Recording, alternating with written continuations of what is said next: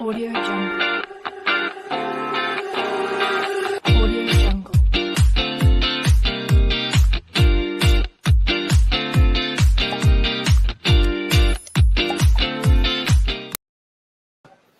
Good evening, everyone. Welcome back to Pageant Mag Philippines and tonight's pilot episode for BTS, or what we call Behind Their Success. So, this is basically about those people who have been helping our beauty queens or turning our aspiring beauty queens to true beauty queens or kings. All right. So we are live simultaneously on our Facebook page and, of course, on our YouTube channel. Yours truly, by the way, is Rudy is your pageant correspondent. And if you are new to our YouTube channel, guys, please do subscribe and click the bell notification. And also do follow and like our Facebook page for more pageant updates. We are also on Instagram and TikTok, so please do follow us on all our social media platforms. If you have any questions later for our guests for tonight, please don't hesitate to drop your questions down below at the comments section. And by the way, um, this episode is being brought to us by Celebrity, a celebration of tea of a lifetime.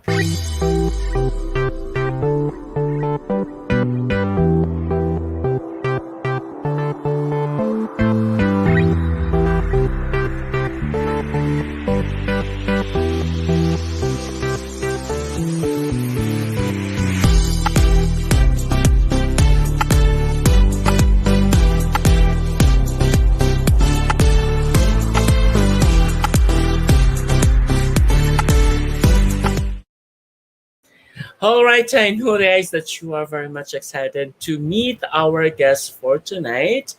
And before we proceed to that, let me just introduce you as well, my co-host for tonight, my friend, and another, shall I say, QA mentor as well from Cebu, and of course, a pageant correspondent from the Pageant Mag Philippines, Dandy Estrella. Yes, Hi, hello hello. po. Hello po, Yes. Francois, kapatid. Hello po sa ating mga nanonood ngayon sa Facebook and then um um YouTube. On our YouTube channel. Yeah, on our Yes. YouTube channel. Mhm. I'd like to thank you for inviting me again as your correspondent at naimbitahan po tayo ma-interview ang ating bidang-bidang kaibigan at beauty Mhm. queen and beauty king Maker. maker. Yes, Yep. all right. So it's really parang nahihiya tuloy ako na nandito ako ngayon, no? But it's nice to be here. I'm from Cebu, by the way. For all the Cebuanos, for all the Visayan people, and from Mindanao, nandito po tayo ngayon, and we are talking about pageantry and the people behind in every men and women's Success. Uh-huh. success. Mhm. All right. So therefore, without further ado, let me just introduce to everyone our esteemed guest for tonight's pilot episode on our or of our BTS Behind Their Success program. So he is a Filipino beauty pageant mentor and events organizer. He is known as the founder of Kagandahang Flores, a boot camp for beauty pageant candidates. So, guys, let's get to meet our guest. Miss Philippines! Miss Philippines, Camille. Miss Philippines!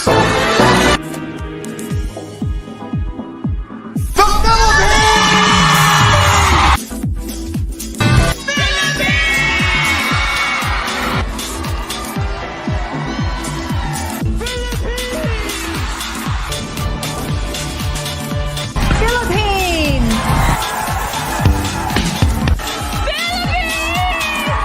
Philippines! Miss Indonesia.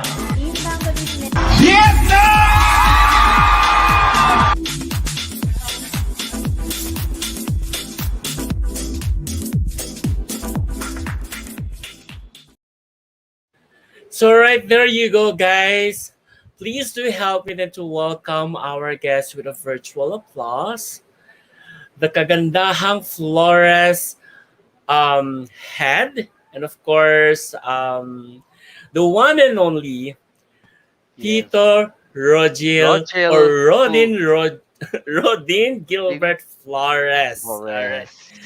Hello po, Good Tito. evening, Tito. Hi! Magandang gabi po sa lahat ng ating mga viewers. Blessed Sunday evening to everyone. And I'm very, very honored to be the initial guest for the pilot episode of Behind Their Success. Thank you very much, Pageant Mang Philippines, for this great opportunity. And syempre, I was really looking forward to be with you, Francois and Dandy. So, Yes yun po, din. Tito. I'm very excited ako sa chika natin. Definitely, this is just gonna Yeah. be a very casual chikahan, Tito. And just like what I have mentioned earlier, we'll be just talking more about how to transform beauty queens and kings. Diba? Kasi this is something that everybody don't know na parang kapag gusto mong maging beauty queen, para pupunta ka na lang doon, mag-apply ka na lang for a national competition, ganyan. And there you go, parang ayun na, beauty queen ka na, parang ganon. So, these are the things, Tito, that I'm really very much excited to talk about with you and Dandy, of course. Kasi Yes. syempre, marami kaming gustong malaman from a beauty queen maker yourself, yeah, Yes. Tito, of course. Tama po. Mhm.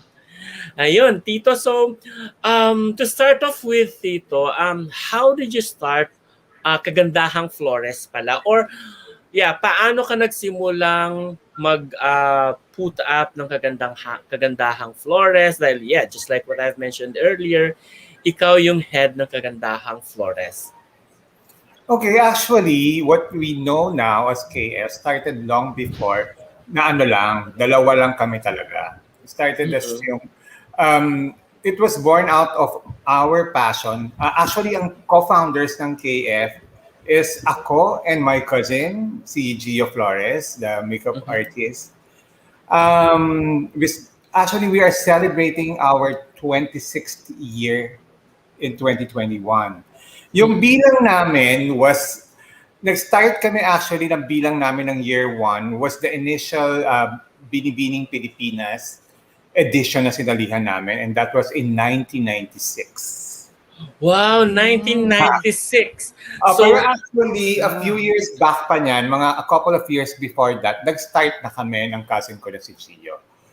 of course, as like everyone else who is into pageantry, ang naging ugat niyan or the basic niyan was yung our love for pageants. Na-inculcate na sa akin Mm. yung pageantry since I was a kid. Dahil nga Oo. katulad yung nabanggit ko na lang sa past interviews, I was 7 years old then when the first Miss Universe was held here in Manila. Nung si Amparo Muñoz Oh. yung nanalo. Yes, As a 7 years 1974. old kid, nabuo na sa akin talaga yung love for pageants kasi nakita ko talaga lang almost every day in government control stations before because that was martial law. They were featuring the Miss Universe Hour. I think after ihatid ako from school to home, pag tune in Oo. to TV, yun ang mapapanood ko. So talagang na-build up talaga yung hilig ko at the same time sa pageantry, fairy tale books, and of course at that time, 7 years old pa lang ako. Full-fledged Maranya na ako. So yan yung mga tatlong yan. Yung, Yun yung parang mga She's root great. cause niya, Oo. ganun. yeah. Kaya yun, ibig sabihin. So started when I was 7 years old hanggang sa, syempre just like what yung mga gusto ng parents natin, I took the regular route. I finished college. I took up BS Chemical Engineering in De La Salle University. I even took the board exams and passed. And I really worked there for several years in a manufacturing company as a process engineer until talagang yung calling for pageantry was really there in me. Tapos na-fuel up pa nung younger cousin ko si Gio. Actually, si Gio was the one who was pushing me talaga eh. Sige na kuya, mag-try. At alam niya ba, mga anecdotes lang. So sige, ginagawa namin at that time, mga 90s pa lang, we were just pageant observers and fans. We would really So go. mga enthusiast pa lang, ganun. Yeah. Kasi ina-announce talaga yung screening sa dyaryo. So for example, we would go to Trattoria Uno. Doon kasi ang Binibining Pilipinas at that time. Manonood lang kami ng passion ko si Gio. Yeah. That For that happened time, for 4 years. For that time, Tito, wala pa mga camp. Mga ano pa lang sila. Parang, I'm not gusto aware niya ko, mag-candidate, pero alam ko magpa-screening yung siya. mga beauty queen makers at that time were Rene Salud, of course, the legendary Rene Salud. Yeah, the legendary Rene Salud. And then, Mga designers, Tito, ganyan. Toy Moreno, di ba? Oo, yes. designers. Oo. So yun, pupunta kami talaga sa Cubao and then we would be observing the girls filling out their application forms. Tapos papasok sila sa screening room. Tapos abangan namin palabas. We started that way, mga 2 years. And then, it came na, dahil sa hilig namin pareho, trial and error kami sa bahay kung paano yung mga lakad, everything, even the makeup and everything. Pero ano pa lang ha, ibig sabihin, wala pa kaming subject. Until it came, dumating yung time na yung cousin ko was so persistent, siya talaga nagpo-push sa akin eh. Which is Tito Gio. Gio. George. You know Gio, Tito di ba? Gio. Tito Gio. Yeah. Ganito, ang original na gusto ko talaga was to be either a designer or a makeup artist. Pero, so, ganun talaga. I would buy makeup, study yung mga iba't ibang makeup. And yes, siyempre, Potito. ang model siya. Ang pinagpa-practice. Diba? Tapos, ito ang nangyari sa amin, ha? Medyo ano rin talaga, very interesting. Those dreams na hindi ko na-pursue, siya ngayon ang makeup artist. Siya ngayon ang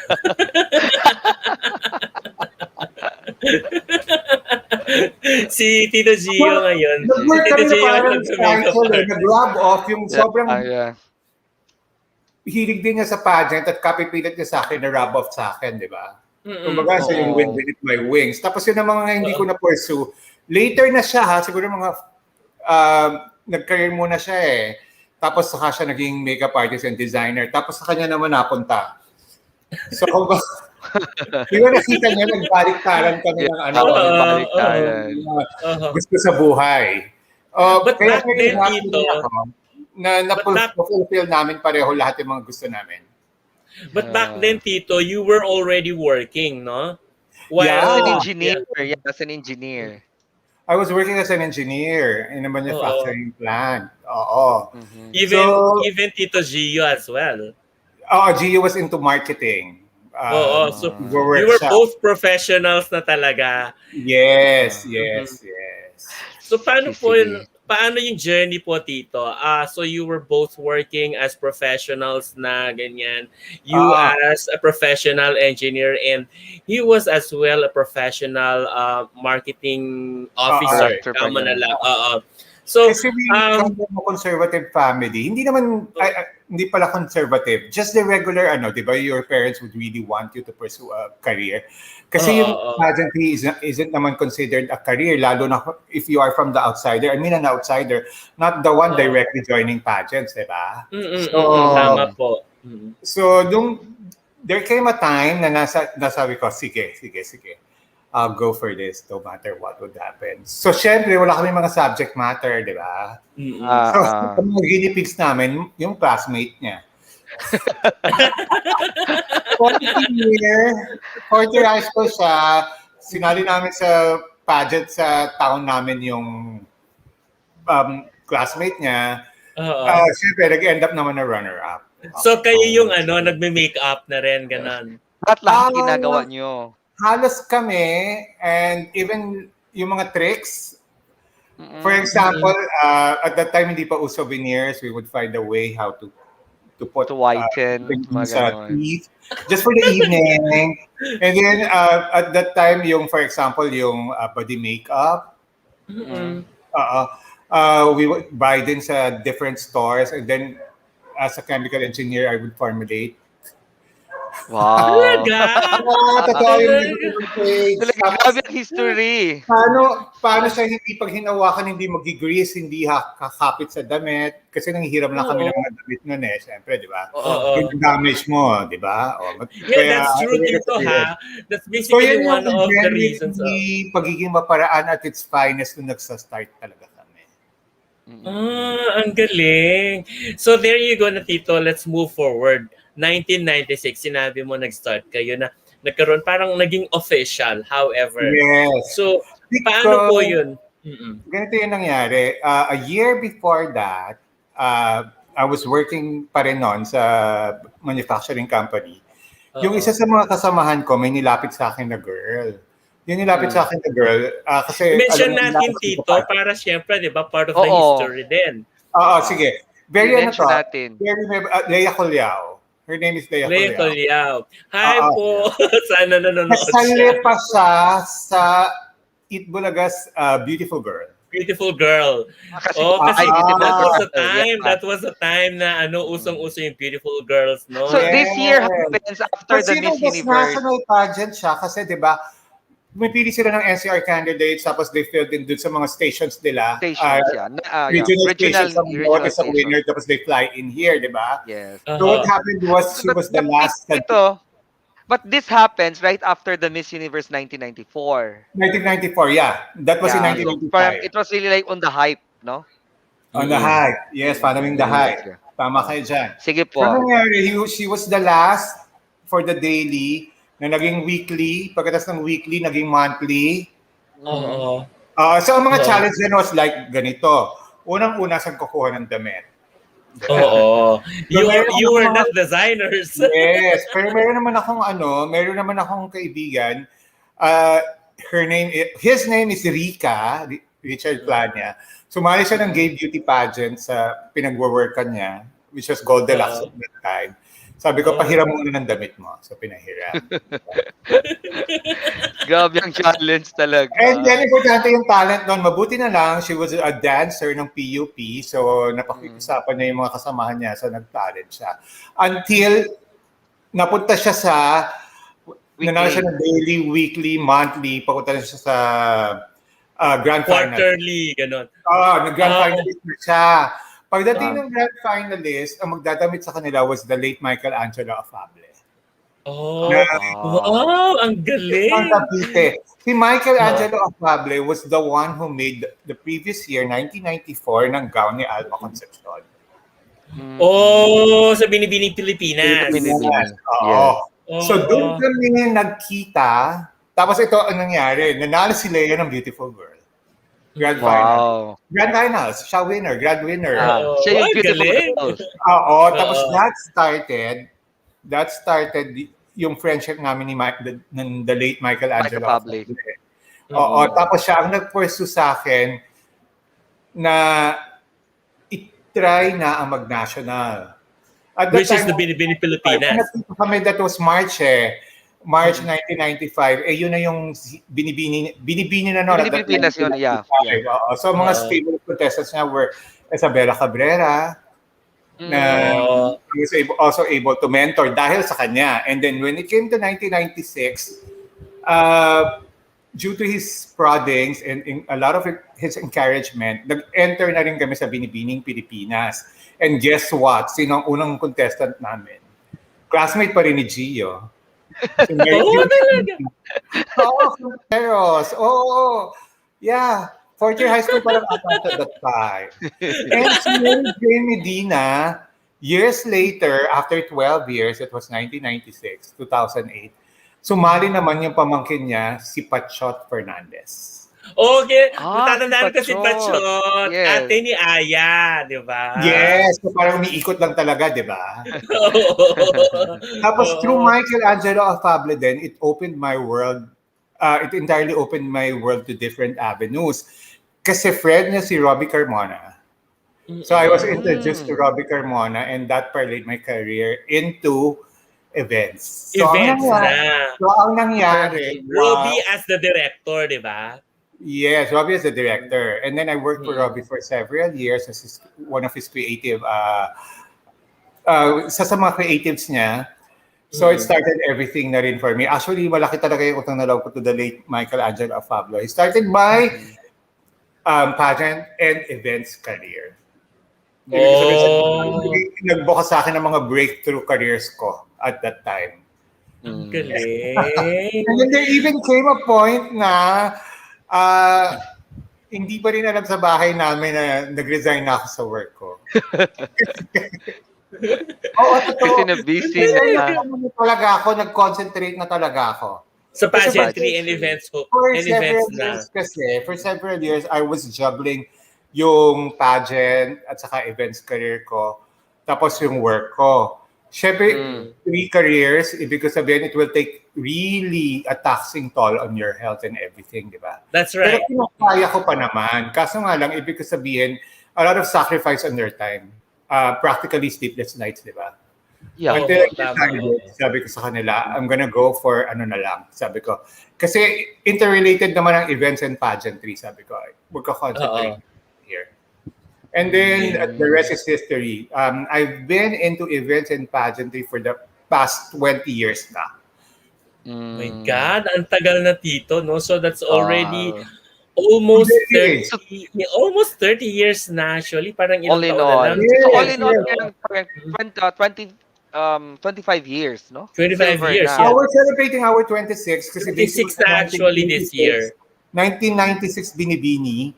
If you count that 25, supposedly that was 25 in 2020. Kaso, di ba, yung 2020 and 2021 pinag-merge. So, 26th year ko na officially. But we started in 94. So, that was 27 years na we are into pageantry. Yes. So Tito, one of my questions is actually yung curiosity ko on how did you start up with the training? Like, for example, yung pasarela, ganyan. Paano kayo nag-come up na kailangan ganito siya? Ganyan kasi back then, iba yung pasarela if we try to track back, diba? Sobrang iba. Alam mo, ganito lang kasi talaga yan eh. If you are very passionate on one thing, you will be a keen observer. Totoo diba? So, ka-observe mo, ibig sabihin, it will come naturally sa'yo na makakapag-formulate ka in your mind on how to execute. For example, yung lakad ng mga Miss Venezuela, yung mga lakad ng mga ganito. Trial and error na kami ng cousins ko eh. We would face the mirror, I'll do the poses, and I'll do the walk, and everything. Ganon, saan nyo nakuha dito yung saan nyo nakuha yung technique na kailangan may duck walk, ganyan. Well, I don't know where is this coming from. Actually, ganito yan talaga. It started with Karen Lauren Agustin. Di ba? She was trained in Colombia. Okay. Pero yun, minodify namin siya into the Filipino setting. Oo. Okay. Kasi, nag-heels na kami. Sa kanila kasi yata in South America, walang heels nakatipto. Eh, Diyos ko naman, kawawa naman yung girl. Ala, ang sakit nun. Oo. So Karen eventually, Augustine was in 2006, di ba? 2002. 2002. So, doon na nagsimula yung duckwalk dito. Yeah. So, parang originated Pero from I'm not sure if it's called Venezuela. duckwalk there kasi syempre mga terminologies nila there were Totally different. Spanish. Iba-iba. Yeah. In their language Ang Spanish. tawag. So, back in the days dito, ano yung mga concentration of trainings talaga? Kapag kumukuha kayo. Kami noon, holistic na eh. We would train din for the looks, yung makeup. But of course, may makeup artist kami. Pero tinitrain Yung din sila. image talaga. Image. Image styling. Image, styling. lahat. Lahat, And then walk and then Q&A. Ayun. Naka-3 areas na kami that time. Oh, ang galing.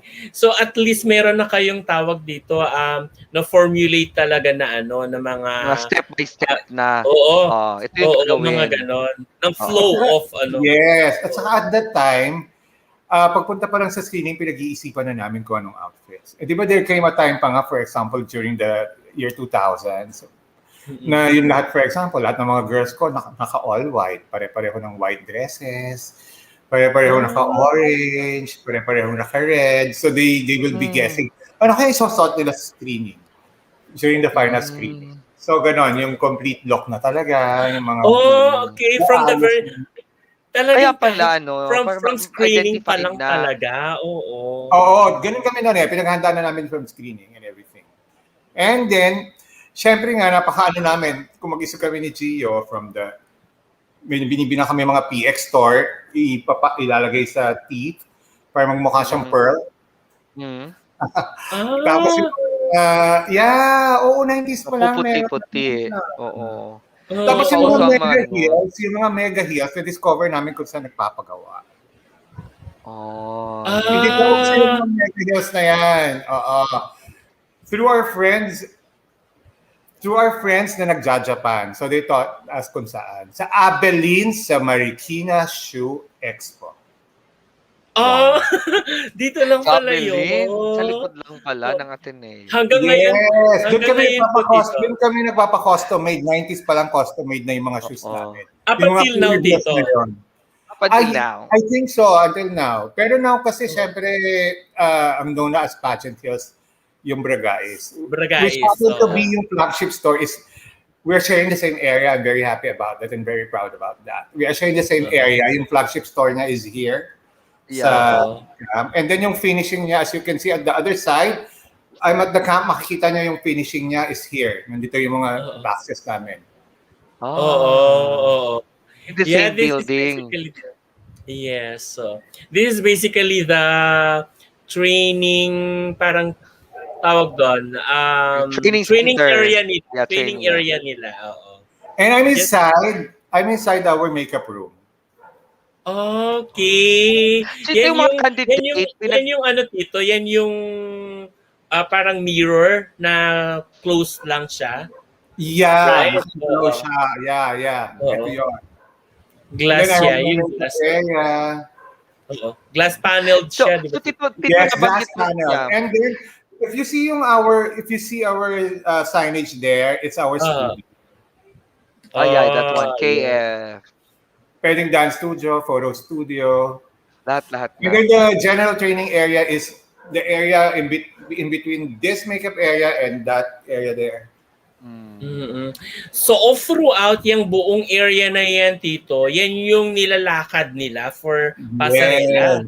Diyan sila nagdadako sa mga pasarela. Ano talagang more than ang basketball court to kasi sabi nila it's bigger than a basketball court, which I believe is so. Kasi nga, malaki pa rin yung area, na-cut na yung dalawang dulo, di ba? The makeup area in the studio. Tapos malaki pa rin yung area. That's right. And nag-events pa rin dyan Yeah, nag-events kami rito. And then, hindi pag nakapunta ka na rito, we have a swimming pool din sa baba. Yes, that's right, Tito. Or hindi pa ako nakapunta dyan. Parang, ano na. Oh, Yeah. I've been in the place kasi so for the events Yeah. Hindi ko din, ma-imagine ganyan, yan. oo. One time puntahan natin Puntahan bisitahin natin si Tito yan. Rog, oo. So Ayun, basically, Puntahan natin. yun ang naging start ko sa pageantry. Pageantry. What I Sige realized po. about it, and I could share to everyone, it's never too late to pursue your dreams. Because I started, imagine I finished college. After finishing college, I worked for 10 years pursuing yung career ko before I really ventured into it. Mm. Oh, sir, Sige Tito po. Rog may gusto magtanong. Hi, Sir Rog. Pwede po mag-ask, please, sabi niya. I'm just curious among your KF babies in MUPH, who do you think will get the title MUPH? I'm rooting for Steffi. Hi, Francis Hi, Asunta Campo. Francis! Francis. This is all the way Francis. from Cagayan Valley, Tito. Francis, syempre as a mentor, ibig ko sabihin, I would like syempre na manalo talaga yung the girl that we trained. Lahat naman sila prepared for this one. So may the luckiest girl or the one who will be blessed by the Lord to hold that very, very important position of representing as in the Miss Universe competition win the title. Pero thank you na rin for supporting Steffi. And I just hope you keep on praying for the rest of the KF girls and all the candidates in Yeah, general. all of the candidates. Yeah. By the way, Tito, how many KF girls do we have right now in For the PH. in the roster of top 30 pala ng MUPH? 8. We have 8. Wow, ang dami nung Tito, ha? Number. That's quite a And number. then, Diba? sa Miss World po, ngayon, We have Miss World 18. PH. Wow. We have 18. Yeah, Miss World PH. Diba? Ang galing. Oh, dami, diba? Sobra, Kaya Tito. Kaya nga, ibig ko sabihin, my love for pageantry was the main reason I went out of the house to be brave. Ibig ko sabihin na bumalik sa real world para mag-train. Pero syempre, we are observing yung new normal di ba? Ng training. Yes. Naka-max talaga ang mga health protocols namin dito sa camp. Of course. KF fan daw We siya, have to Tito. follow. Thank you, Francis. We have 8 ang girls natin. 8 for Yes. Miss Universe PH. 18 18 for Miss World. 18 for Miss World Philippines. Ayun, Tito. Okay. Next tanong. Since go ahead, kapatid. Yung mga tanong mo. Paano, kasi may mga galing sa Cebu. For example, itong tanong, how would these girls ma-introduce into the camp? Kayo ba yung naghahanap sa kanila? Or it was just like, sila yung pumupunta sa inyo and then they said, I want to join the Miss Universe next year, Miss Universe Philippines next year, and then ito ako ngayon, baguhin nyo ako. Parang ganon. So, okay. May mga regional KF groups din, like yung KF Cebu. Diba? Very solid naman sila sa KF Cebu. So some of the girls, they do the recruitment there. So pinatrain na rin nila. And then, hindi naman for polishing, for last training, kasi eventually all the events, tapos yung mga center naman ng mga main national pageants are here in Manila, they are sent here. So we do the training din here. Yung last stages of training na rin. So ganyan yung process. Pero with social media, marami na rin talagang request. Pero syempre nagsa-scout pa rin kami. Ang mga nangyayari, not exactly scouting, ibig sabihin along the way, for example, we go to a certain place, we see this girl at namataan namin. Yun. Ini-invite namin to be part of KF.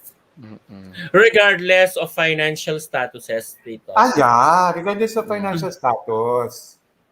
Pero yung, like, for example, sino niyo magsasabi na ikaw is ready ka na for Miss Universe PH? Or when do you say so? When do you say so? It was the girl's decision or the camp's decision? Mixed. Kasi minsan, ganito yung nangyayari. We recommend yung pageants na para sa kanila. Especially pag nagre-recruitment screening kami. The last that we had was in January 2020. Kaso nga lang nagka-pandemic, so we weren't able to beef up our recruitment for this year. Pero we are planning in October na mag-launch na kami for batch 2022. Okay. We had been for 2021 for Miss Philippines, Earth Miss World pala, at saka Miss MUP. Pero Imitate. virtual, hindi yung physical. That was what I meant. So, ano nangyayari, case-to-case basis din, meron nagre-recommend kami, minsan naman yung mga girls are dead set on the pageants they want to join. So, yun na Yung kasi yung naka-focus na training sila. nila, naka-focus na sila. Oo. So, we channel our training towards dun sa goal nila na pageant. So speaking of those different parang assigning of different pageant ganyan for those for the girls tito or for the applicants kamo na lang. Paano yung nakikita nyo? Ano yung nakikita nyo for particular pageant na parang kunyari ikaw para dito ka, para sa Miss Philippines Earth ka. Tapos ikaw para sa Miss Universe Philippines ka. And ikaw para sa Miss Universe, para sa Miss World. How do you categorize that? Okay, for Miss Philippines Earth, given na yun eh. Dapat spokesperson ka, di ba? Correct. Yung skills mo, siyempre hindi lang above average.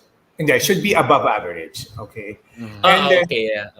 And then syempre, kailangan din talaga yung actual immersion about dun sa mga environmental factors Yep. mo. So yan Advocacy. yung advocacy.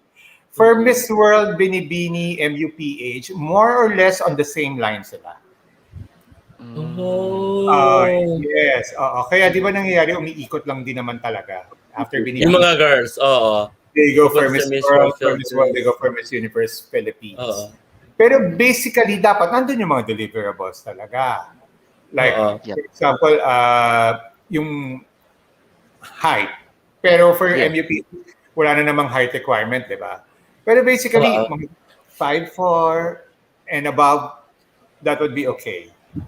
And then, syempre, generally pleasing yung looks.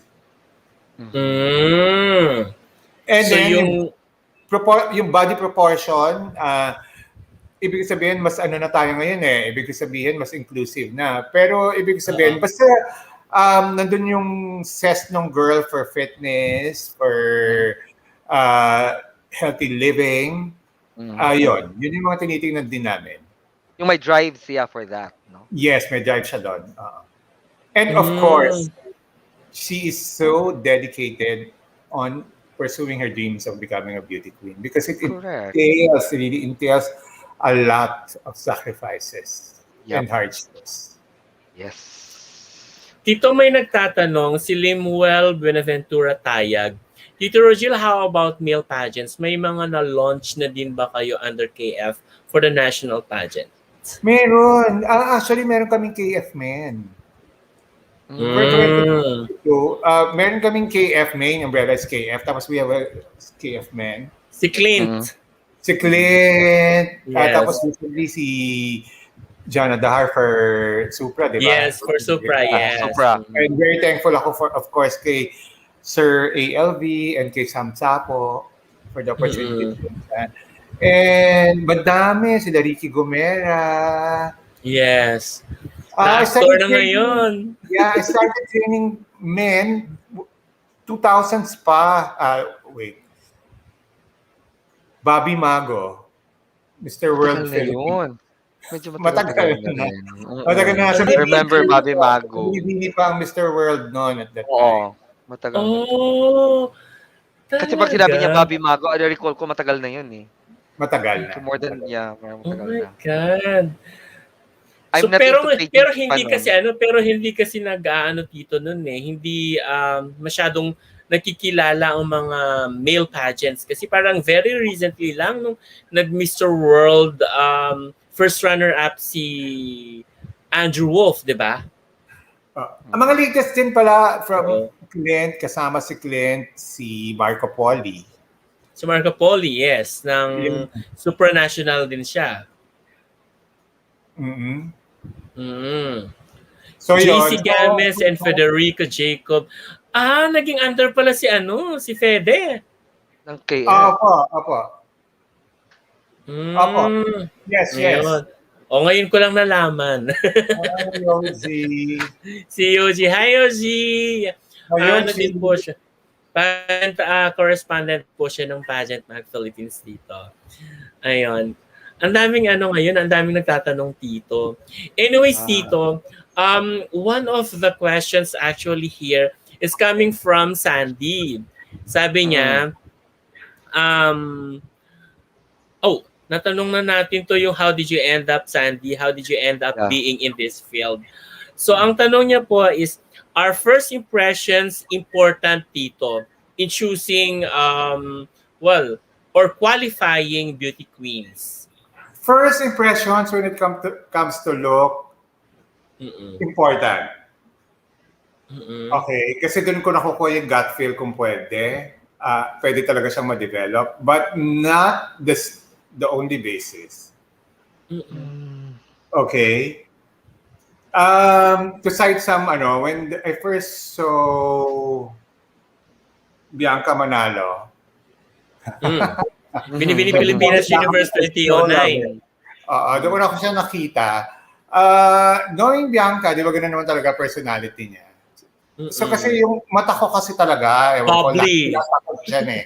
Lahat yun ang sinasabi sa akin eh. Kung makatingin daw ako sobra mula ulo hanggang paa. Parang ganun, mula paa hanggang pabalik sa ulo. Siyempre, if a person looked at you that way, medyo tinarayan niya ako at that time. Then sa initial na nakita ko. Paano yung pagtataray, Tito? Hindi knowing naman Bianca, pero super lovable kasi may ganun talaga siya eh. Sila Bianca personality. Yung personality, di ba? Mm-mm.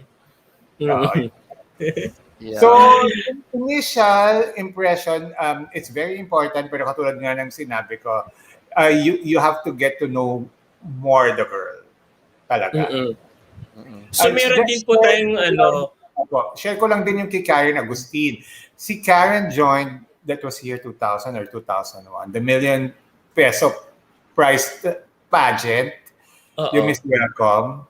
So kami una nagkita. Actually, she just finished in the top 10 at that pageant in 2001.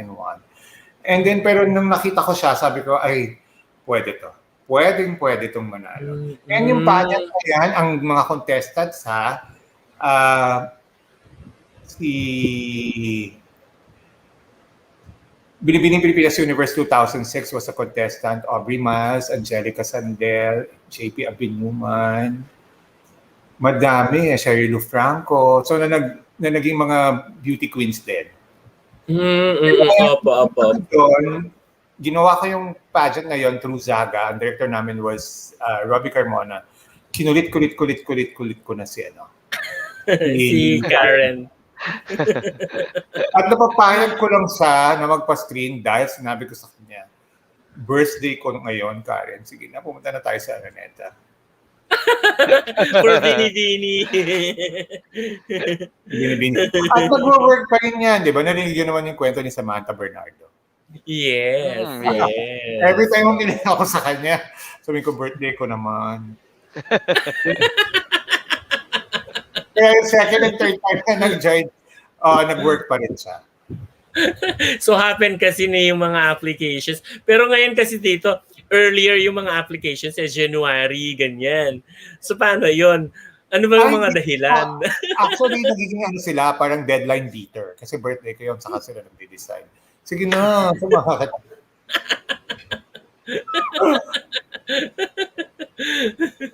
Para lang bumalik ganyan or somehow para sumali yung mga hindi sumasali talaga ganun.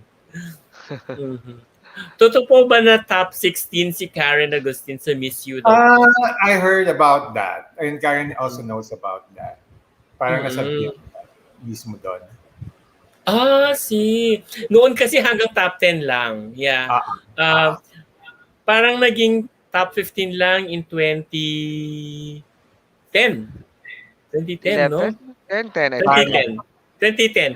Nung nakapasok si Venus, top 15. Yeah. Kasi siya yung last na na tinawag nun eh. So, from then on, top 15, tapos naging top 16 kasi may wild card, di ba, Tito? Yes. Tapos hanggang naging top 21 na ngayon, top 20, top 21. Ayun. Tito, paano nyo naman na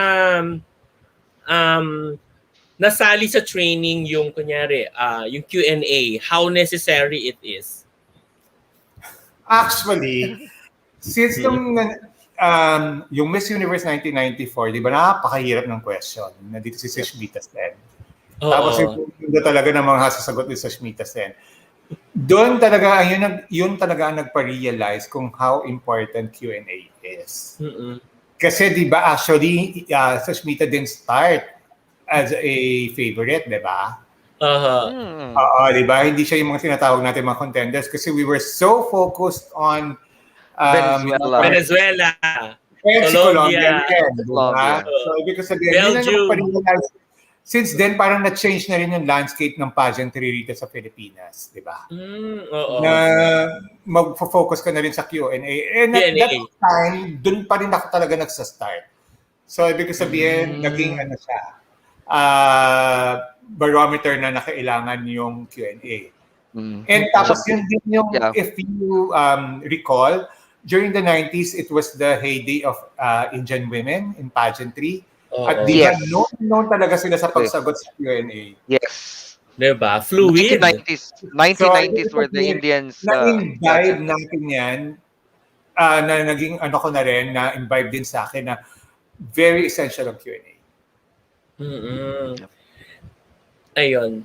Sir, Tito may sinasabi si Francis. Sir Rog, baka gusto mong sabihan si San Bernardo na birthday mo for MUPH, please. Sige. Francis, sige. Pero ilan taon na si Sam? Yung age kasi. Siya. Oo. Siya returning 29 na siya this in year. November. Yun ang halagang drawback siya. So baka hindi na talaga possible. Yeah. Oo. May tanong dito. Sige, tanong ko. Go Tito ahead. Roji, what made you decide na mag-train ng candidates from other countries? Kasi di ba, may Miss Indonesia na, Miss Vietnam. Yeah. Okay, it crossed my mind dati, talagang very worry. I had doubts kung magte-train ako or hindi. Pero actually, na-start lang yan dahil sa friendship ni Josa, MJ, kay Miss Indonesia nung batch niya in 2014. So actually, lumapit yung kabatch niya na sinabi, sabi ko if pwede, if we can accommodate. Siyempre kasi humanga naman sila din kasi kay MJ eh. So ibig sabihin, in a way, it made me proud. Ibig sabihin, wow, nasi-single out din pala yung mga efforts natin mga Pilipino. Hindi tayo nagpapadala somewhere else, di ba? Yeah, so pinadala sa amin si Anin.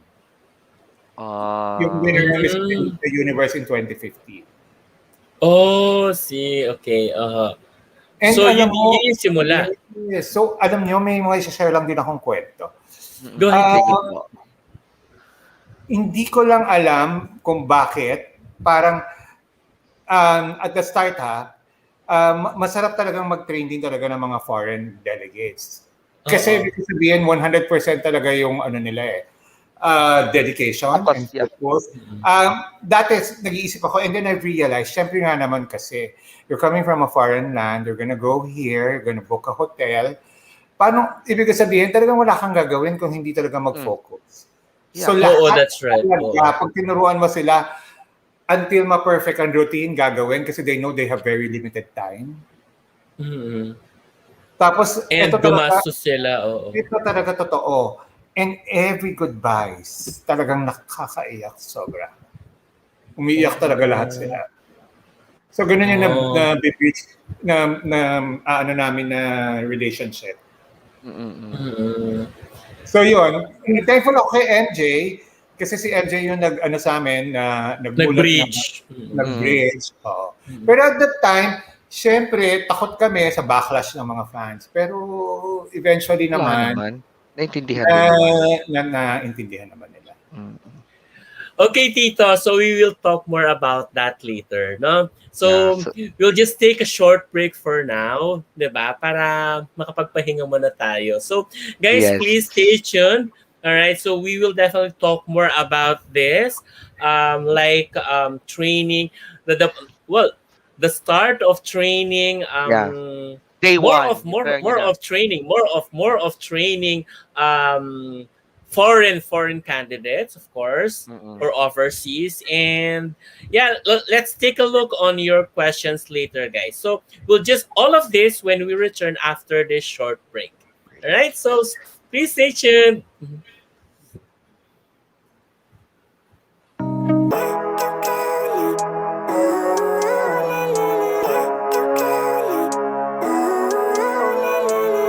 Living life, every day, late at night, not okay.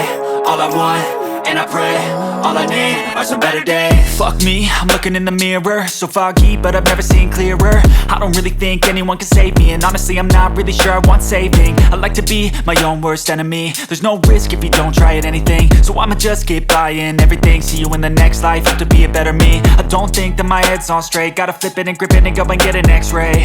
What's wrong with me? I just feel weight pushing on my chest and it squeezes till I suffocate. Better change my mindset, meditate. It's pretty cool that I'm alive and have better days. I could walk, see, hear, I should celebrate. Think I could change my mind, maybe elevate. Living life, every day, late at night, not okay. All I want, and I pray, all I need are some better days. Yeah, all I need are some better days. Cause all I want, and I pray, I believe in the better days. I'm kinda stuck between a rock and a hard place. Do I work hard or live at my pace? You're only young once, yeah that's all great, but I also want a future where I'm okay. Living life is doing lots of cocaine. Wait no, it's living with no shame. Wait no, it's sleeping in on Sundays. I guess it's different for each of us and that's okay. Well I just wanna be happy, how to get there? Glad that you asked me. I think it's different for everyone. Some of us need work, others need fun. Some of us need purpose to overcome. But try to do what you love when it's said and done. Cause there's so many differences in each of us. Trust your gut, it can show you what you want. Living life. All right, we are back. So still we are with the Kagandahang Flores beauty maker, of course, Tito Rog Flores. Yes, hello, Tito Rog. Hi again to So everyone. we are back. All right. Bigla All ko right. na si Sarah. Tapos natakam talaga ako doon sa Bicol Delicacies. Oh, Tito, ano, nag-sponsor kasi Kausap ko lang kanina. sino? Si Janela kausap ko lang kanina, tapos bigla ko na-miss si Sarah. Ozone. Si Hoson, no. Ando, Tito, ano kasi, nag-sponsor kasi ang sina Tito Alex, ay si Sir Alex Moico pala. So, yun po yung ano binigay nilang mga material for this. Kasi yun yung business. Mamaya, kunin ko yung number, ha? Go ahead, Contact Tito. ko sa Delicacies. Pero actually, they're available here, di ba? Yes po, That's not Tito. only Nandito for na sa Bicol Manila. region, di ba? It's No, available nasa Manila here. po. Nasa Manila po. Okay, thank you. I'll give you the number later po. Thank you. Ayun, you're welcome, Tito. So yun, Tito, let's go back dun sa question kanina. So, your foreign trainers your foreign trainers, ay trainees pala. Your foreign Trainees, trainees was started through MJ, di ba? Yes. So, paano na siya nag-branch out dito? Para yung at first paano mo niyo tinanggap yung challenge to take this trainees from other countries? May nag-hesitate kami nung una, pero since si MJ, kasi MJ is MJ, di ba? Yes, of course. Pero sinabi na Tito, pwede ba? Oh, yes, right away. Pero syempre, medyo takot. Sabi, paano kaya kung nalaman ng mga fans to? Oo. Wala. So, Basta yun na nga, Tito. We did our very best to train them. Oh, yun na nga, Tito, no? In that was 2018, right? Was it 2018 nung nag-Miss International? 2017 Indonesia. 2017, Indonesia. Oo. That's it. Yeah, So, si Kevin. nag-Miss International si Kevin. O, diba? So, ang padala natin ng 2017 was Mariel. O from another camp, from another beauty camp. Ano ngayon, Tito? Siyempre, ang daming nung Tito, ang dami nung mga comments. Negative Grabe. and good Sobra. comments. So, Sobra. Mm-mm. Actually, that year, dalawa yung tinirain namin eh. Si Ki, yung Miss International Japan, who won for at that time. Tapos si Kevin, who became Miss International. International, oo. Grabe, ang dami. Sobrang dami. Nagalit. Can you share us, Tito, kung paano nyo siya hinandle? syempre, maapektuhan ka rin kasi ang dami sobrang dami. So, we just let it pass. Ganun lang naman talaga. Kasi ibig sabihin, naiintindihan ko rin talaga yung mga pageant fans natin dito. Yeah. Kasi syempre, we love our own, di ba? Yes. Parang may Parang, jealous din konti, no? Parang oo, ganun. naiintindihan ko naman sila. So, hinayaan na lang din namin. Until we knew na it is happening right now, na na-accept na talaga nila na a lot of foreign delegates or foreign queens are seeking the help of Filipino mentors. Oo, kasi dati, Parang Venezuela, di ba? yeah. Parang in the 90s, 'di ba? Tayo yung mga nagpapadala doon sa Venezuela, Colombia. Venezuela for training.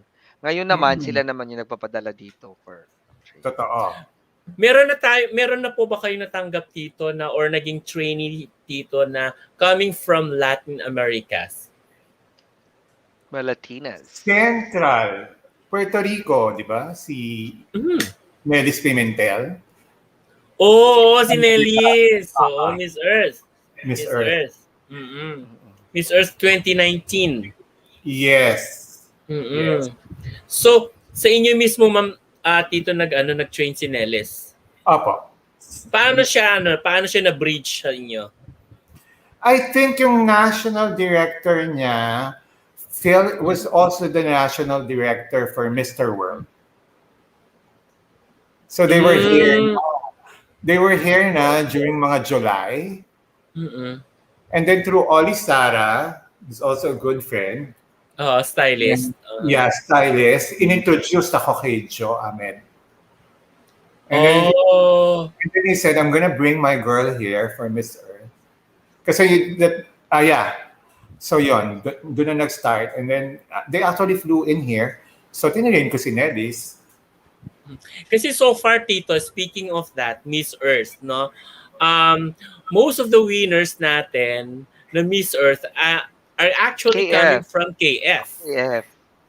Yes. For Miss Philippines Earth, 16 na ang KF queens.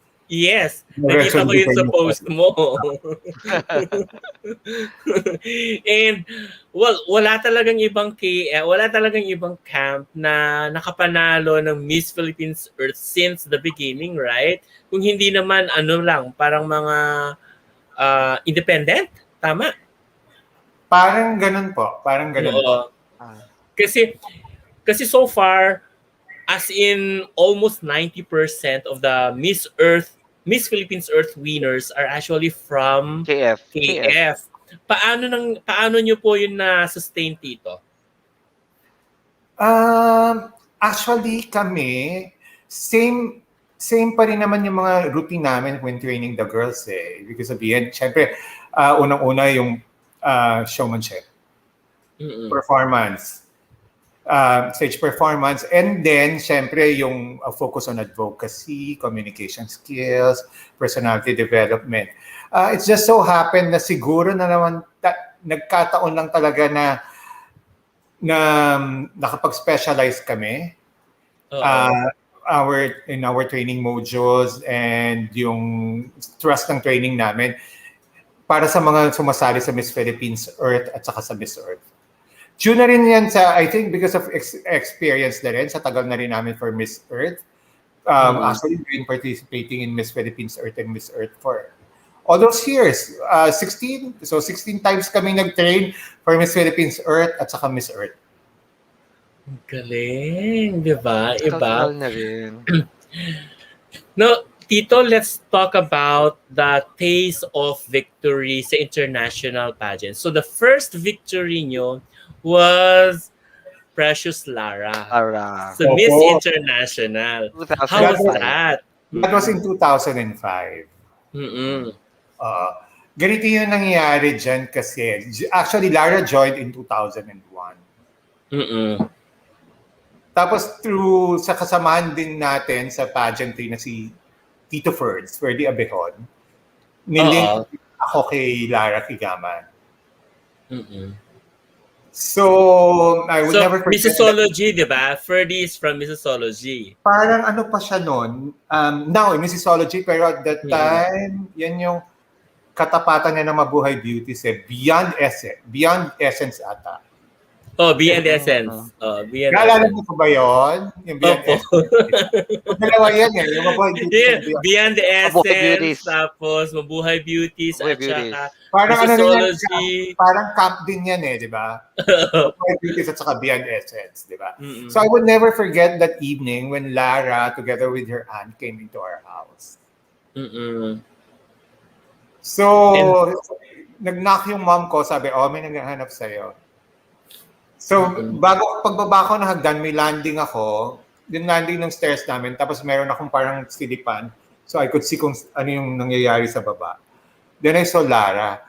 Patingin-tingin pa si Lara, syempre. Just yung pagkaupo mo lang, medyo nag-wonder yung eyes niya. And then I caught her face. Sabi ko, ang ganda.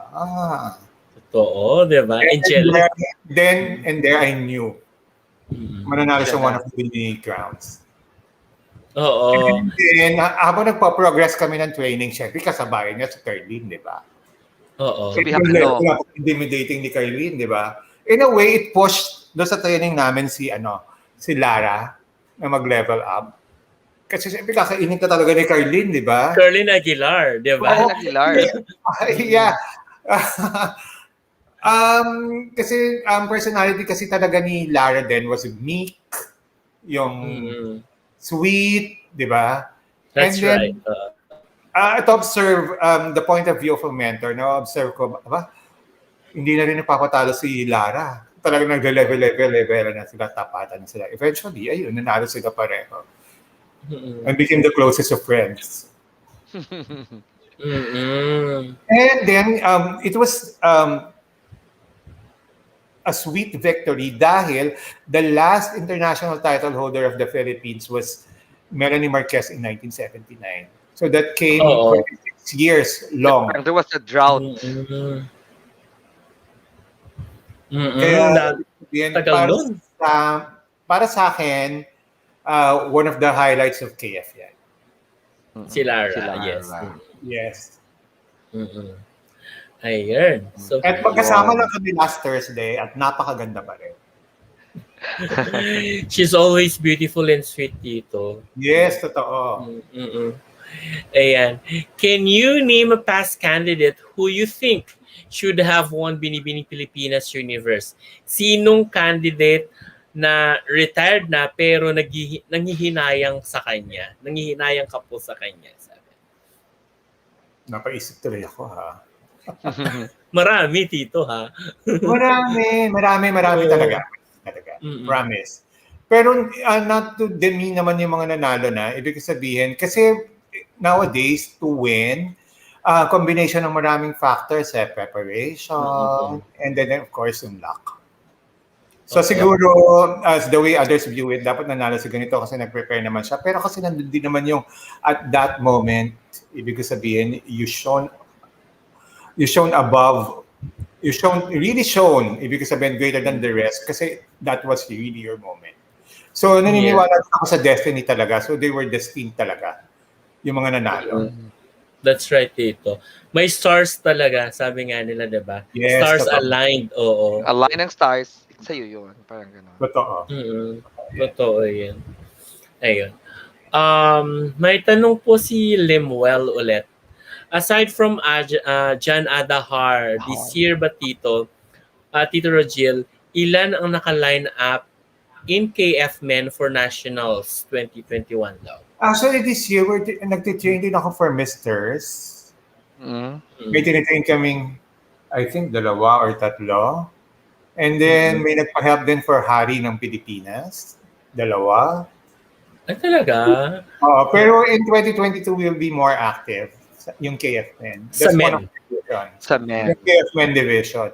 Kaya pag nag-recruit din kami, kasabay nung para sa mga girls, ladies, for batch 2022, I hope mag-participate din yung mga men interested na maging pageant kings to be part of KF. We will be making the announcement. Siyempre, magpapatulong ako sa pageant.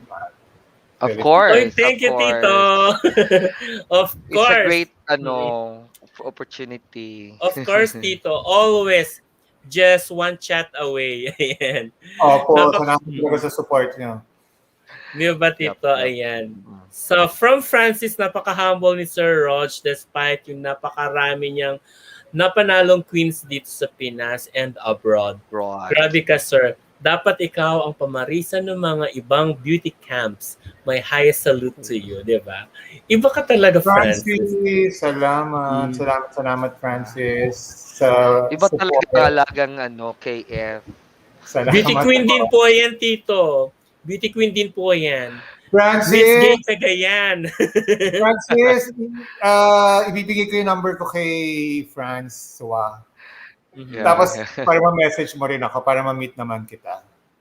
Ayan. Ayan. There you go, Francis. Mhm. Dadalhin ko dyan, Tito. Tito Ay, Rox, kayo nasagot na po tong ba? next tanong.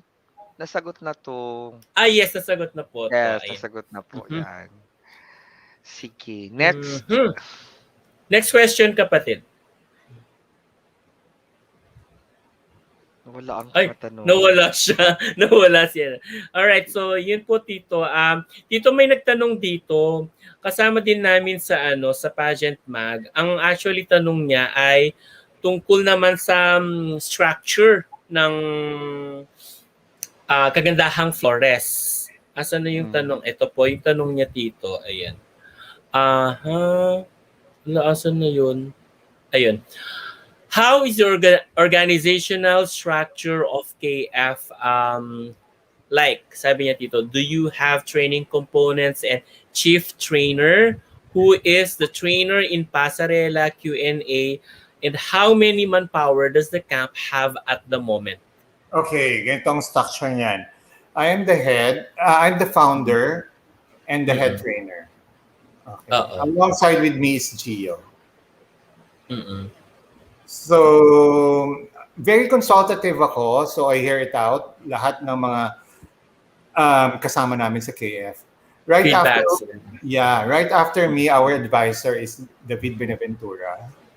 And then, per department, for aesthetics, beauty and aesthetics, is Gio Flores, my cousin. For Q&A, it's Jerome Balute. With Michael De Mapinto, JC Chong, and Miss Jem Sabala. Marami pa rin. And we have CJ Hero, and we have Zara Saldua. And then for fitness, we have Sir Angelo Mendez of Gold's Gym. With East of Gold's Gym. And for Pasarela, it's Enan Cruz, Jess Soriano. Jess Soriano happens to also head the KF Men division. And then for other needs like styling and styling, it's John Kevin Jelly or Moy. And then I forgot, for image styling, personality development, the head is Karen Lauren Agustin.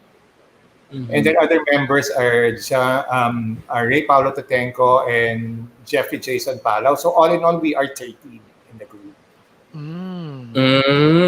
So Tito, kahit pala before sila masalang pa sa national pageants or any pageants ganyan, meron ng personality development. Yes. And Angeli De Los Reyes, kasama namin sa personality So, development. kumbaga, it was really like holistic training na. Yes, before ganun kami holistic training.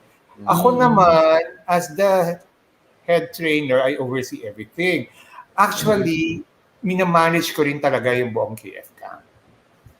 Kasi, kung napapansin nyo, very hands-on ako, di ba? So, ibig sabihin, even the scheduling of the mentors and everything, ako rin talaga ang gumagawa. Tapos, I always see to it, na for example, pag may major events, everyone will be seated properly with yung tickets, may okay kami lahat, and then we have food to eat during every training. And lalo na kung may mga events. So, ibig sabihin, it's not just yung kala nila lang nakafocus ako sa training. It's actually maintaining and managing the camp. Imagine, including yung makakain. Lahat po. Grabe. Opo. Kasi they're doing this for free Ibig sabihin, dapat kahit pa paano naman, they are well taken care of. Yeah, tama. Wow. Nakakatuwa, Tito, ha? Nakakatuwa. Kasi, narinig na mismo sa iyo mismo na these trainings or the trainers are actually doing it for free. 'Di ba? So, paano yung mga trainees? Are they also paying for something else? Say for example, ganyan. Uh, Mm-mm. of course, for example, for the styling, ibig sabihin, nowadays kasi uso-uso yung mga glam team, di ba? That's So, right. we respect na yung mga respective glam teams ng ano. They just seek our approval lang and consultation with us. So, we work with teams, different teams. Oh, ang latest challenge na ngayon, kung napapansin nyo, Dandy at saka Francois. Kasi inabot ko pa siya ng mga unang panahon, nung nag-start ako ng Bitibini. Magsi-screening ng Saturday, na aabot ng alas 5 ng umaga ng Sunday. Totoo. And then, ang first reporting day niya would be Tuesday. Wow. Tapos hindi yung Sunday na week na yan, and then the next Sunday, kasi every Sunday yung Binibini, di ba? Opo. Sunday, So, Sunday. tumatakbo lang siya ng mga 10 days, tapos na yung contest. Pero Mabilis ngayon kasi, lang. ang bawat pageant umaabot ng 2 months, right? Oo. Kung minsan 3 yung months. mga 3 months, so yung mga girls really have to save up for those days. Kasi syempre yung mga daily provisions like going to the place or to the venue ng yung pinaka-big ng bawat pageant. Syempre, it's not the camp who will shoulder it. Di ba? We provide free training. So, ibig sabihin, you really have to save up for the pageant if you wish to join. Ganyan talaga ngayon. Kaya kung napapansin niyo po, di ba, nag-shift na tayo ng age for the girls, pageant girls. Dati they start so young. Ngayon, di ba, they have established their careers. Kasi actually what they doing is they are saving up talaga. Totoo. Kaya ngayon, parang bata ka pa nga pag 23, 24 ka, di ba? Kasi ganyan na yung landscape ng pageantry sa atin sa Pilipinas. Ayun. May tanong po dito si Rhapsody Creaky. Ano rin po to, correspondent din po siya ng Pageant by Philippines. Sir Jill, good evening. Is there a plan to establish KF camp in other parts of the country like Visayas or Mindanao? I believe you already have KF Cebu. Aside from KF Cebu. Rhapsodic is his name, Rhapsodic, right? yes po. Rhapsodic. Yes po. Actually, dun sa, inabot lang tayo ng pandemic, for the 25th anniversary of KF, ang plan ko talaga was to have a caravan. We will be going to key cities to establish yung mga KF regional camps. So, nasa pandemic nga. So, ibig sabihin, I'm sure, and I'm praying for that, mapupursue namin yan. Kasi yan talagang biggest plans. Kasi we have na in Cebu, we have na in Sultan Kudarat, so yung mga other key cities pa. What about, Tito, wala ba kayong mga connections sa up north? Like, for example, Tuguegarao and Isabela, ganun, or Cagayan Valley and Isabela? Wala Baka pa. ikaw na kapatid. No, one na. Yun na nga si Francis Asunta Campo, tita. Tito.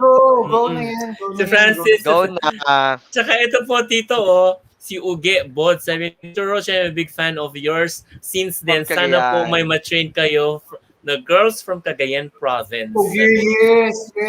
Most welcome mga Cagayan Valley girls. Yan po, Tito. Yes, I'm willing, sabi ni Francis. Okay, Francis, bibigay ko yung number ko kay kay Francois at kay Dandy. Kunin mo na lang doon. Yeah. Yes. Para makapagpalitan tayo ng mga messages, text messages. Actually, Tito, maraming magaganda sa Cagayan Valley. Oo.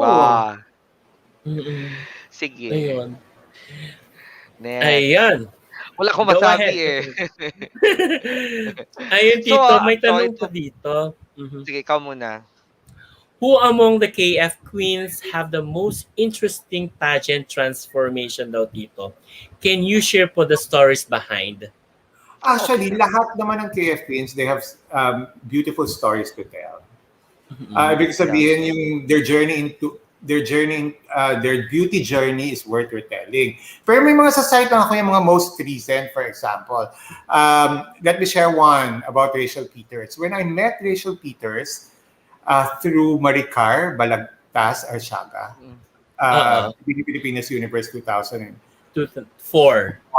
Kasi yung napang-asawa niya, yung sister na napang-asawa niya, si Ferdy Arsiaga, is the ninang of Rachel. Oh, see. So it so happened na we were there on that Sunday kasi nag-vacation lang si Maricar dito kasi pinilit-pilit ko siya. Sabi ko sa kanya, Maricar, 10th anniversary mo na sa Binibini. Pumunta ka. Sabi ko, manood tayo ng She was under you, di ba? She was under you back so that then. was 2014. And then, si Maricar, syempre, being a former Binibining Pilipinas, ano pa rin siya, ibig sabihin, station, ano pa rin siya, sa pageants dito sa Philippines. It so happened na kapareho niya ng formula at that time, yung third timer si MJ.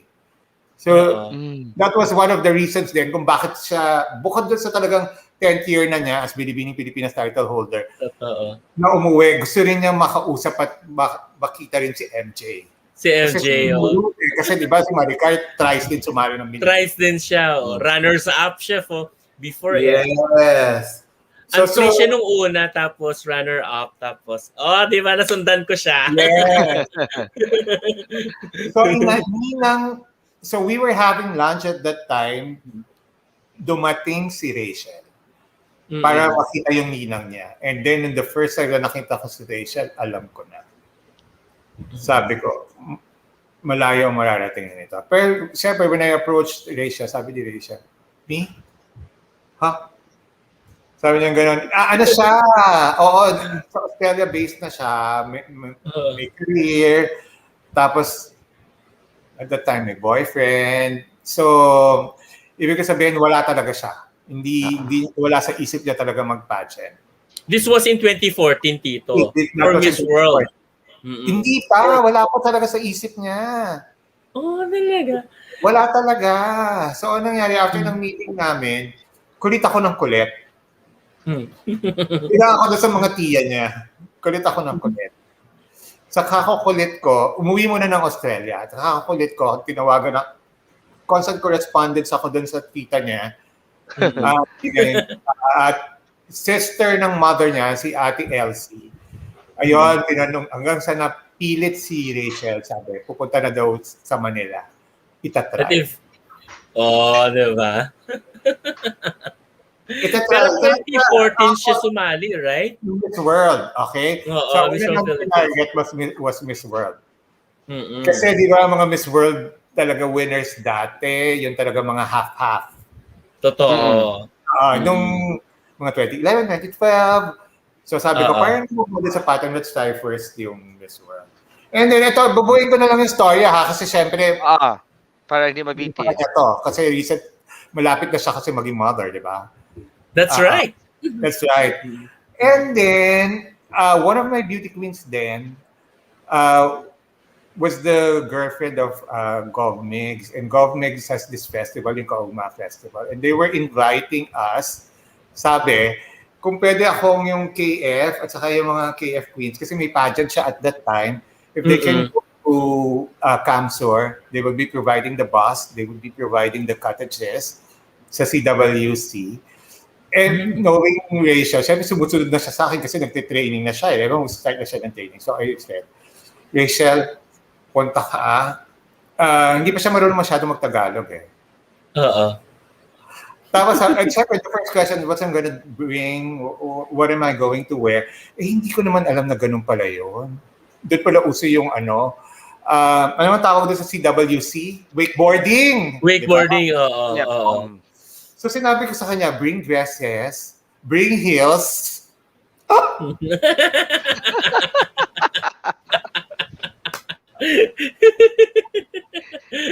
So several disciplines sila, yung mga tinatrain ko for 2014 at saka yung mga kakatapos ng ata ng Miss Philippines Earth, pinapunta ko doon. So hindi ako makapunta kasi I had so many events here at saka nagtitraining din ako. So yun, si Rachel was in full, talagang parang pang party dress. Yun pala yun. Dapat mga naka-shorts ka lang. At saka mga naka-shorts. Kasi di ba wakeboarding? And, totoo. Water sports siya eh. Wakeboarding. Ito ang nangyari. Na-meet niya si Governor Migs Villapuerte. Migs, Si Migs. And that started their love story. And now, nakakasalang nila. I'm so very happy. Yes! Noong July. June or July yung sila So yun lang yung mga share ko. Pero actually, Sulat lahat tayo. ng mga informations are worth, ibig sabihin, retelling. Mm-mm. Ang natatandaan kong Tito, if I may share as well yung isa sa mga best transformations talaga sa KF, galing KF si Angeli at saka si Karen. Oo. Sila talaga. Oo. Kasama rin talaga sila sa one of the best transformation. Si Karen, Basco kasi, ibig sabihin, from talagang, di ba, siya, scientist, tapos, on the field of science siya, tapos nag-venture siya sa pageant, and then naging Miss Earth pa siya. So, ibig sabihin, yun talaga yung total shift. Ibig sabihin, from no pageant aspirations to, actually, nung na-immerse na sa pageantry, naging world beauty title holder pa.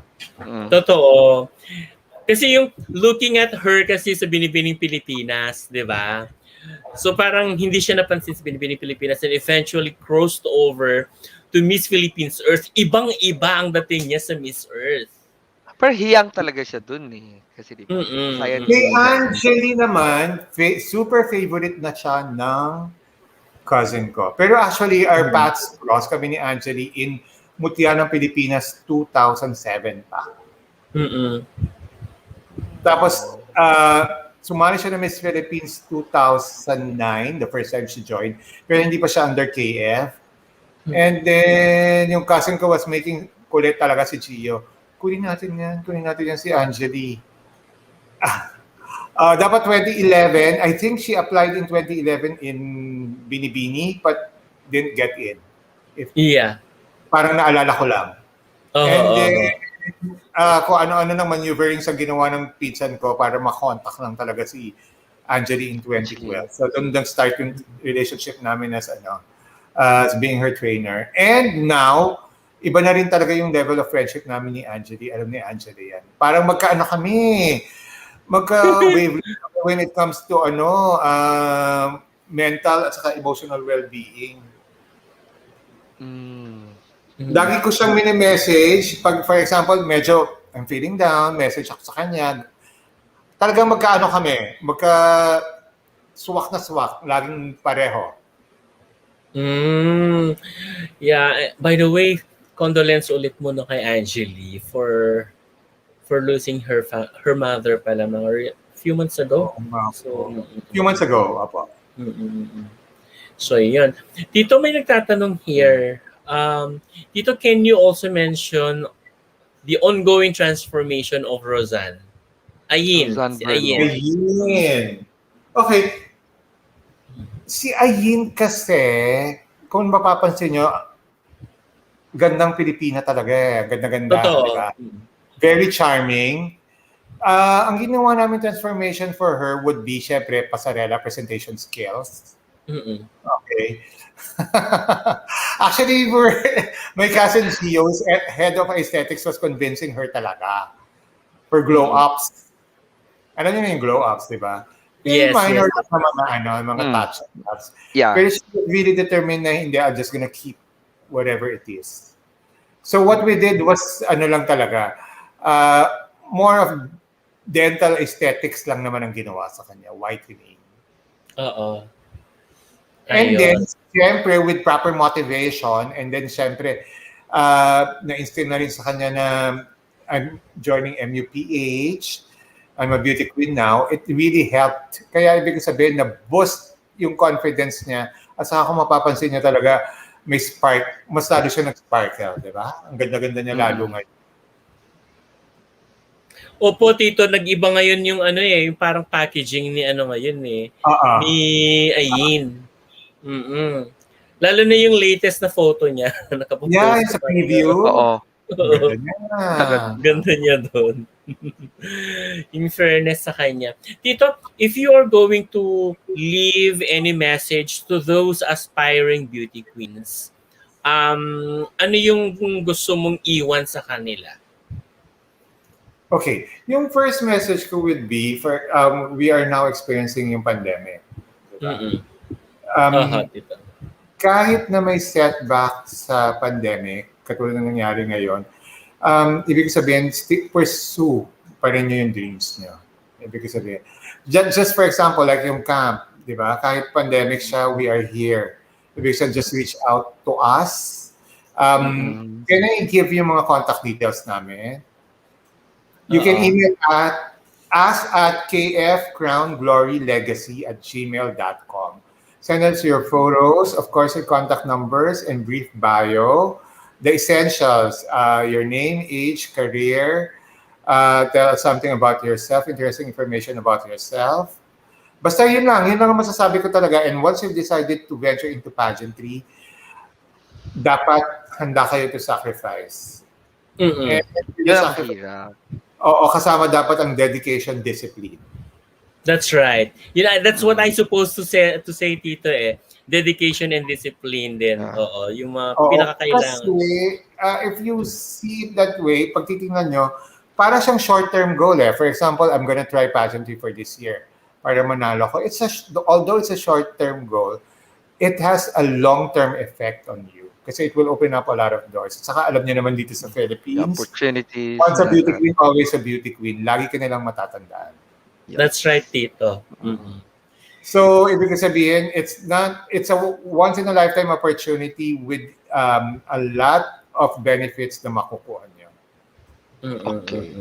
Sige, may tanong ako, Tito. Itong kasi 'di ba, lahat ng mga pageants ngayon nagka-postpone, 'di ba? More or less, no?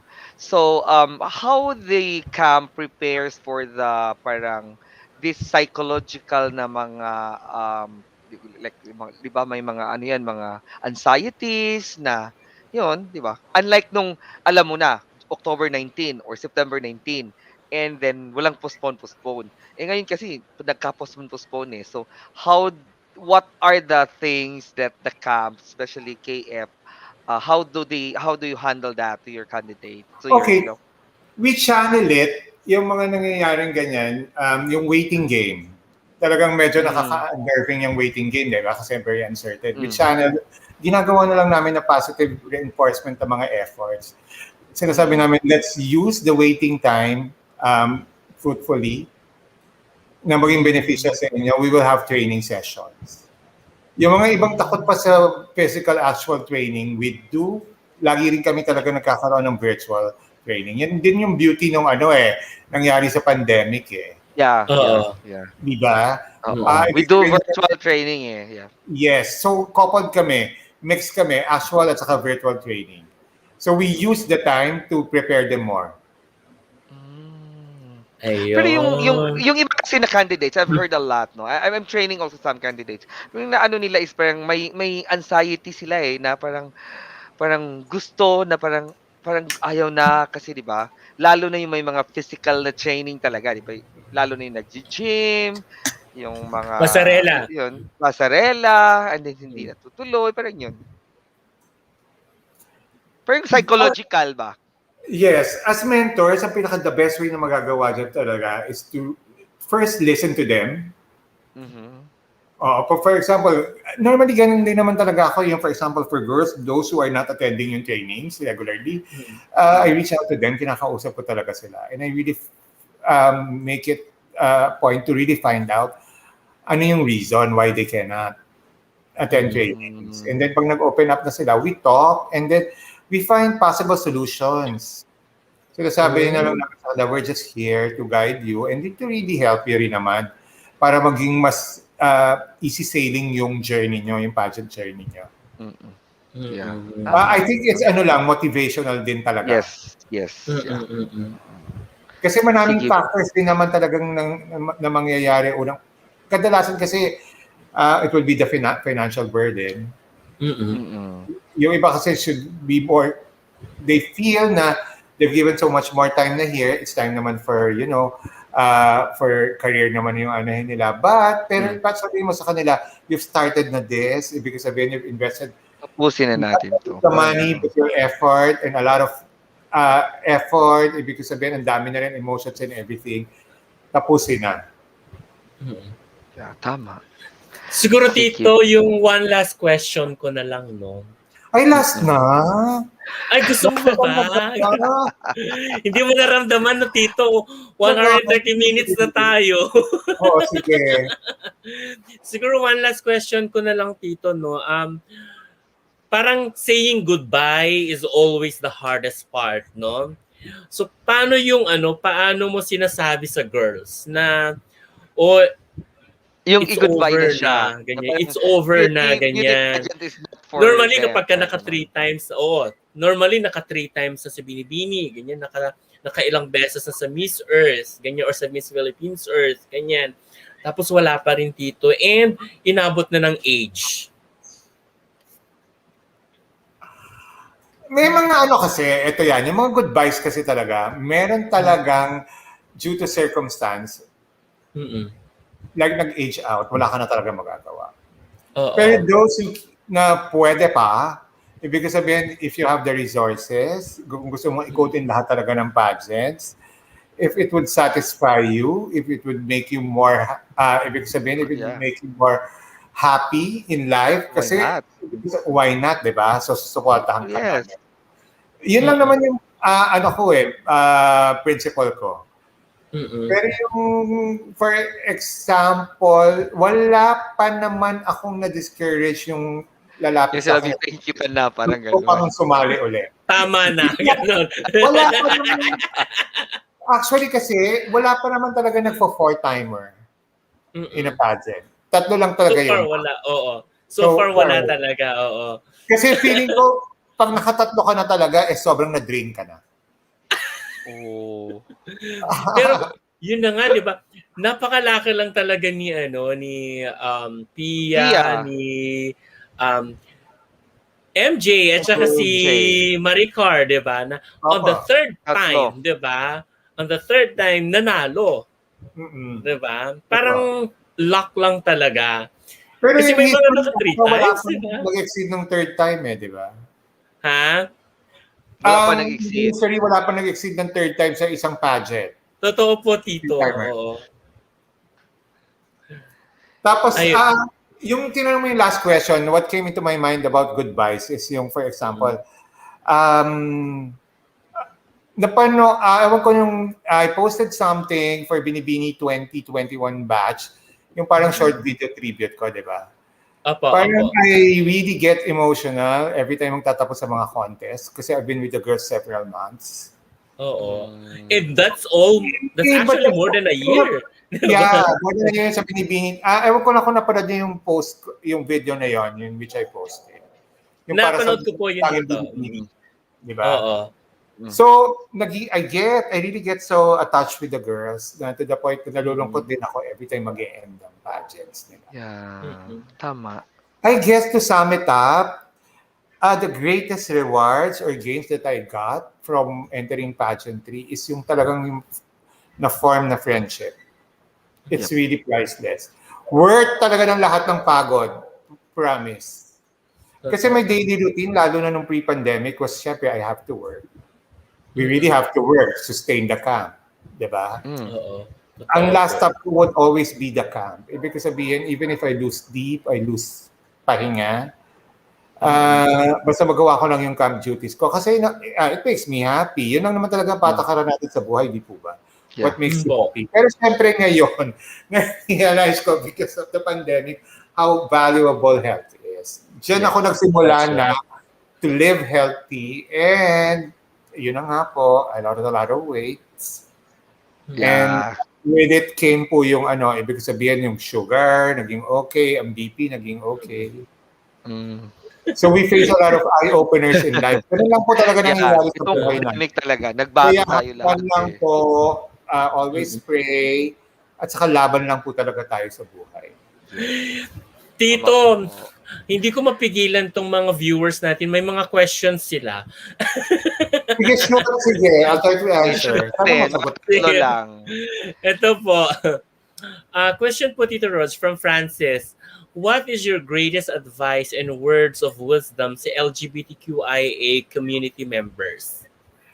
Ako, ang magiging greatest advice and words of wisdom ko, patuloy talaga natin ipaglaban yung mga rights natin. Pero may napapansin din naman ako.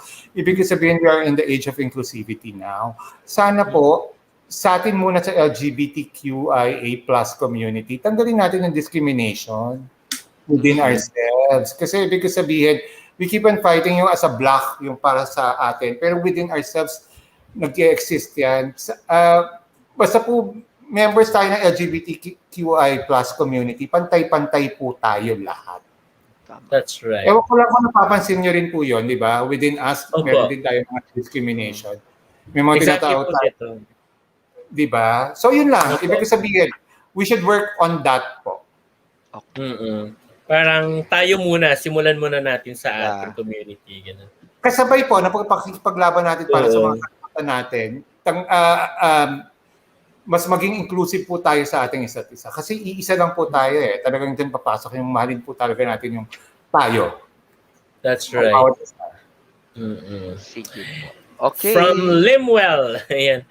Tito Rogel, this day and age, digital na lahat. So, do you agree ba na dapat may solo na nag-manage ng SOCMED ng isang pageant candidate to avoid the pressure of the candidates to do well on stage? Tito Ross, this day and age, digital na lahat. So do you agree na ba na dapat may solo na nagmamanage ng StockMed to avoid the pressure Social media. of candidates to do well on stage? Mga social media managers, Parang yung mga dedicated social media yeah, managers. it really helps, ibig ko sabihin, to hype up the candidates. Pero kasi, ang batayan talaga would be the performance. That's right. That's right. Sana, ibig ko sabihin, And maturity din, Tito. Maturity din ng candidate. totoo yan. Sana, ibig ko sabihin na she is being hyped talaga sa social media. She is really working on improving her performance or giving the best, her ultimate best Yeah. performance come pageant night or sa lahat ng pageant activities. Oo. Yun po. Ayun. Okay. And Ibigay social yung- media is very, very important din po ngayon. Pero hindi yon ang end all and be all para manalo That's ka. As I've said, it is really more on the performance of the girl. Kailangan niya pagtrabahuhan talaga yon. Tama. Ayun. Sige. Last na tayo. Last po. Kay Novlin Ah. Suerte. What about Vicky Rushton when she withdrew from the Binibini Pilipinas? This is one of the most heartbreaking, Tito. I have to admit. Norveline, we all know kaya sumali talaga si Vicky for the 2020 edition because Miss International upped their age to 28, right? So that was the prime consideration. And in 2021, 29 na siya last April eh. So she really knew she wouldn't qualify na. So that's why she withdrew from it. Her candidacy in the Pilipinas. Yeah. Age requirement kasi. Oo. You need Yes, to- yes. Due to technicalities na siya talaga. That's Wala why. na eh. She withdrew from it. Graduate sa age. Okay, so Ayun. sige po. So, thank you so much, Tito, talaga Tapos na for this talaga. opportunity. Oo. Meron pa tayo, Tito, sa backstage.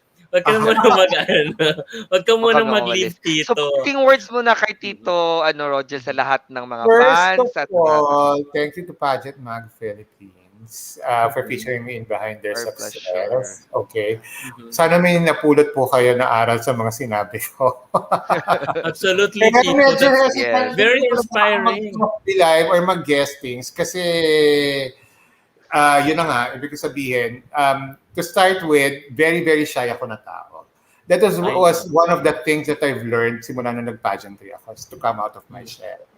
Kaya, ano lang din po, ito rin po yung sabihin ko sa lahat. Ibig sabihin, actually, we can transform ourselves po talaga. Because of circumstance, because of the need, at saka na rin po para mas makarelate din tayo sa maraming tao. Ganyan din po yung mga nagpa-pageant. Ibig sabihin, yung iba, they start as being very shy. And then, dahil sa kagustuhan talaga nilang makasali sa pageant at saka maging beauty queen, they really transform and they change themselves for the better. So, lahat po tayo, ganyan din sa buhay, para rin tayo sumasali sa beauty pageant. So, we should keep on improving ourselves. At saka basically po, dapat din talaga, katulad nga sinasabi na yung mga pageant success, it's hard work, dedication, discipline, and of course, basically being a good person. Pag yan po That's talaga yung basically being a good person ang ating gagawin sa ating lahat ng magiging ano natin yan, alituntunin sa lahat ng gagawin natin. Success would always be there at mafe-feature din po kayo sa behind their success for sure. Wow, thank you yeah. so much, Thank Tito. you so much for that. And yeah. So, Tito, Yeah. as our act of Appreciation. gratitude din and Cheers. appreciation, ganyan. So, we would like to share to you this very simple certificate. So, would like to I'll read this. Yeah. I will send this to you later, Tito, ha? Opo. Mm-mm. Opo. So let me read the content, Tito. Pageant Mag Philippines, behind their success, certificate of appreciation. This certificate is awarded to Rodin Gilbert Flores for serving as guest interviewee during the pilot episode of BTS Behind Their Behind the Success, success. held on September 12, September 12. 2021 via Pageant Mag Philippines Facebook page and YouTube YouTube channel. channel. Signed, Francois Diaz, Executive Chief Director. Thank you so much po, Tito. I'll send you this certificate later. Parang digital na po siya, Tito. Mhm. Thank you Yep. po sa inyong lahat. Our Yeah. wonderful You're welcome this po. Sunday night. Thank you. Thank you, Francois and Dandy. Yeah, thanks.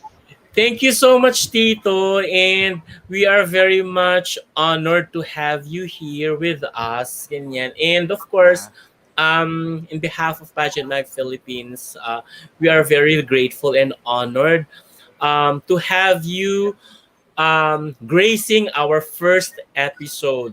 So, masyado kaming natuwa, Tito, when you said yes to me right away.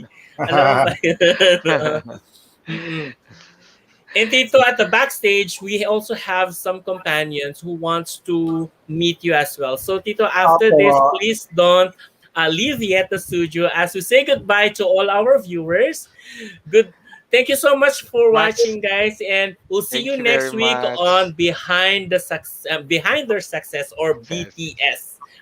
Bye bye. Good night, and Bye. God Good bless you night. all. See you all.